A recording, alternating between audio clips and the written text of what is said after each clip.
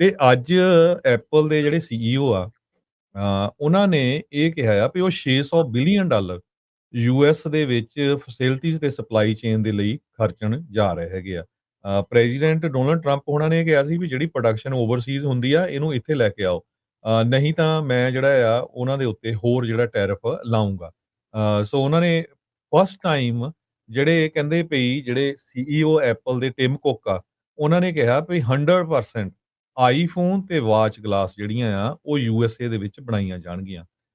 ਸੋ ਇਹਦਾ ਜਿਹੜਾ ਮੈਨੂਫੈਕਚਰਿੰਗ ਹੱਬ ਆ ਉਹ ਕਾਰਨਿੰਗਜ਼ ਹੈਰਲਡਸਬਰਗ ਕੰਟਕੀ ਦੇ ਵਿੱਚ ਜਿਹੜਾ ਪਲਾਂਟ ਆ ਉਹ ਲਾਇਆ ਜਾਊਗਾ ਤੇ ਵਰਕਫੋਰਸ ਫੈਸਿਲਿਟੀ ਉਹਨਾਂ ਦੀ 50% ਆਲਰੇਡੀ ਅੰਡਰ ਕੰਸਟਰਕਸ਼ਨ ਹੈਗੀ ਆ।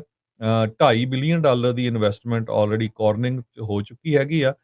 ਸੋ ਕਹਿੰਦੇ ਪਈ ਲਾਰਜੈਸਟ ਸਿੰਗਲ ਇਨਵੈਸਟਮੈਂਟ ਐਪਲ ਦੀ ਹੈਗੀ ਆ ਅਮਰੀਕਾ ਦੇ ਵਿੱਚ, ਚਾਈਨਾ ਤੋਂ ਬਾਅਦ, ਫਿਰ ਇੰਡੀਆ ਤੋਂ ਬਾਅਦ, ਕਿਉਂਕਿ ਟਰੰਪ ਹੋਣਾ ਨੇ ਫਿਰ ਜਦੋਂ ਕਿਹਾ ਵੀ ਚਿਪ ਮੇਕਰਸ ਤੇ ਜਿਹੜੇ ਟੈਕ ਫਰਮਸ ਆ, ਉਹ ਓਵਰਸੀਜ਼ ਫੈਕਟਰੀਜ਼ ਦੇ ਉੱਤੇ ਜੋ ਰਿਲਾਈ ਕਰਦੇ ਆ, ਉਹਨਾਂ ਦੇ ਉੱਤੇ 100% ਟੈਰਿਫ ਲਾਇਆ ਜਾਊਗਾ ਅਨਲੈਸ ਦੇ ਬਿਲਡ ਔਨ ਯੂਐਸ ਸੋਇਲ।